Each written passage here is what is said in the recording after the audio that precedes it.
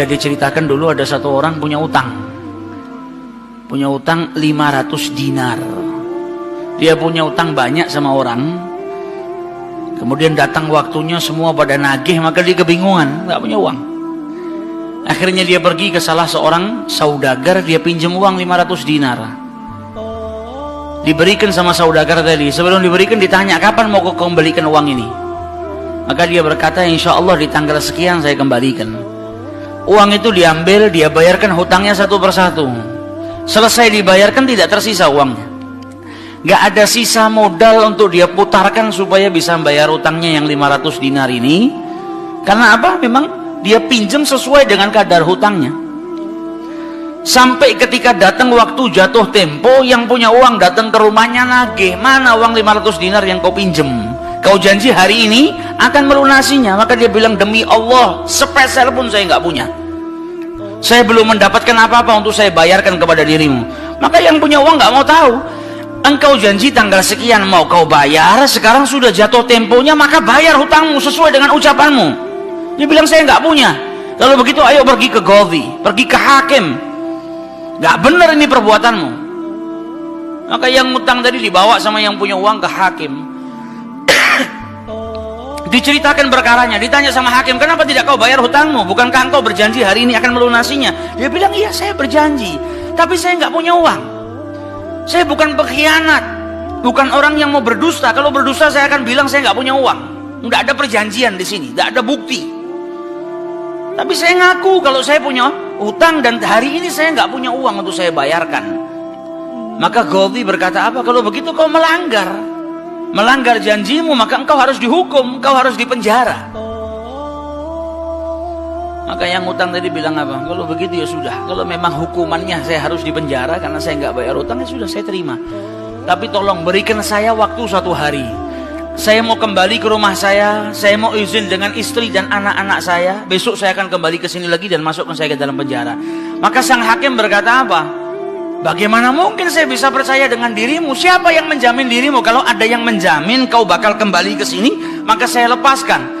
Dia bilang, ya Qadhi, kalau saya niat lari sudah dari kemarin-kemarin saya lari.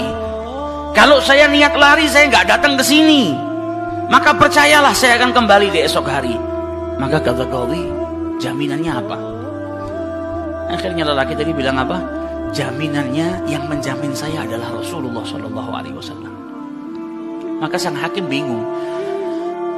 Maksudmu yang menjamin Rasulullah ini bagaimana?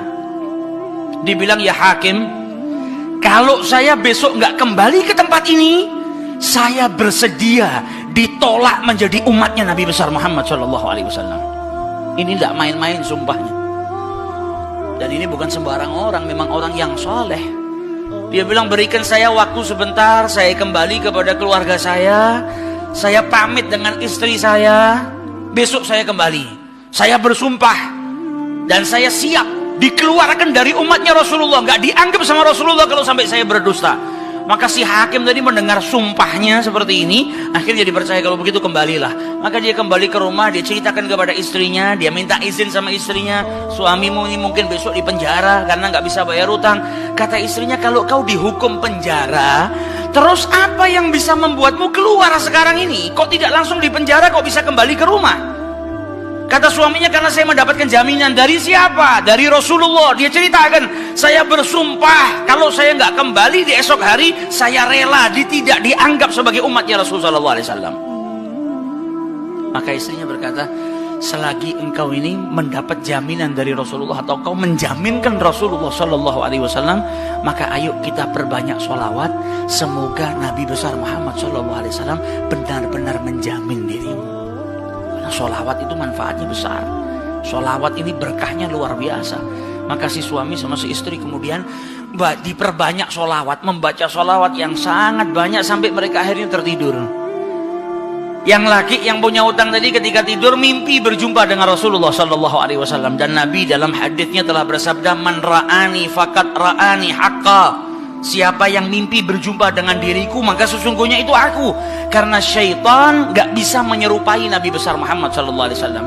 Dan orang yang dalam hatinya ada mahabbah, orang yang rindu, orang yang membersihkan dirinya, orang yang memang benar-benar ingin berjumpa dengan Rasul SAW, akan diperjumpakan oleh Allah Subhanahu Wa Taala dalam mimpinya ataupun dalam keadaan yaqdzatan. Karena Nabi pun menjelaskan ada orang-orang yang bisa melihat Rasulullah SAW dalam keadaan sadar. Sebagaimana dulu diriwayatkan ada seorang santri kepingin ketemu sama Rasulullah, pingin mimpi. Tanya sama gurunya, sama kiainya, ajarkan kepadaku caranya mimpi ketemu Rasulullah itu bagaimana. Kata kiainya, apa? Gampang. Nanti malam kau makan ikan asin yang banyak, setelah makan jangan minum, kau tidur.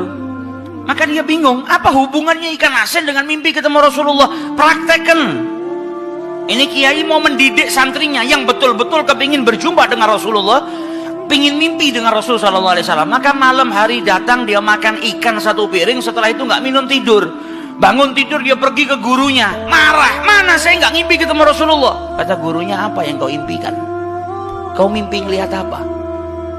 Kata santri tadi, saya mimpi ngelihat laut, ngelihat sungai, ngelihat hujan, ngelihat air terjun. Kata gurunya, karena sebelum tidur yang kau rindukan adalah air.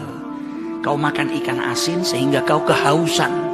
Yang kau rindukan dan kau dambakan air.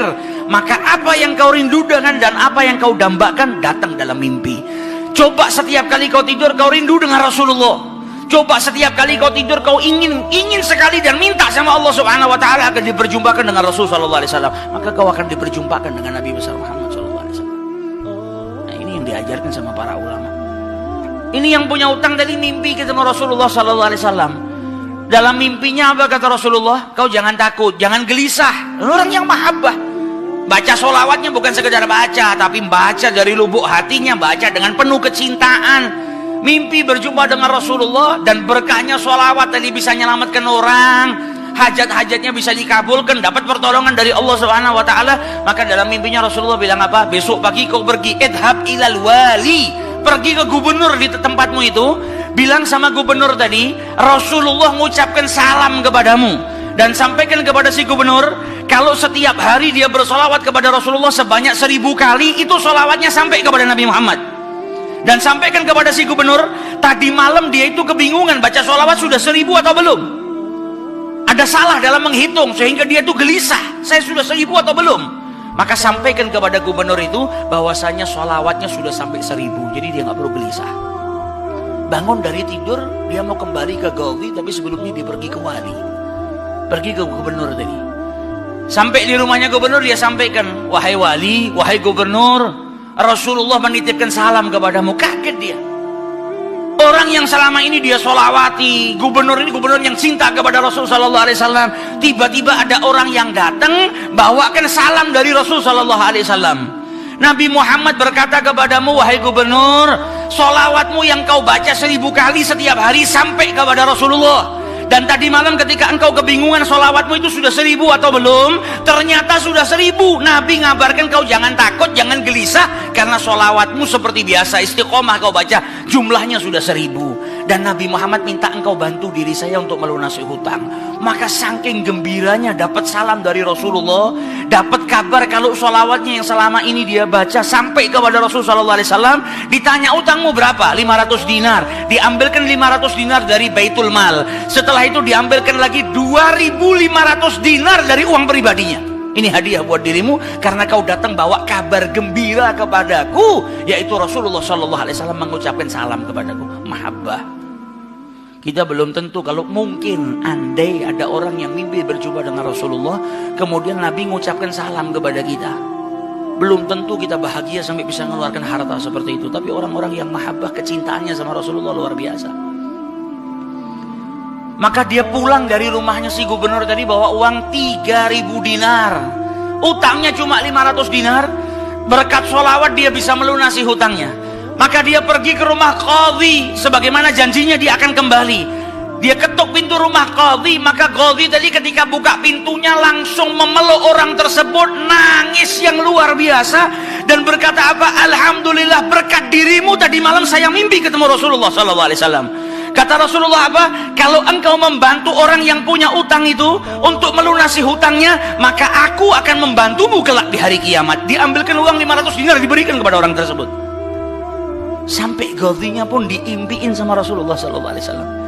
Keluar dari rumahnya Ghazi bawa uang berapa? 3.500 dinar. Dia pergi ke tempat orang yang dia utangi mau bayar utangnya.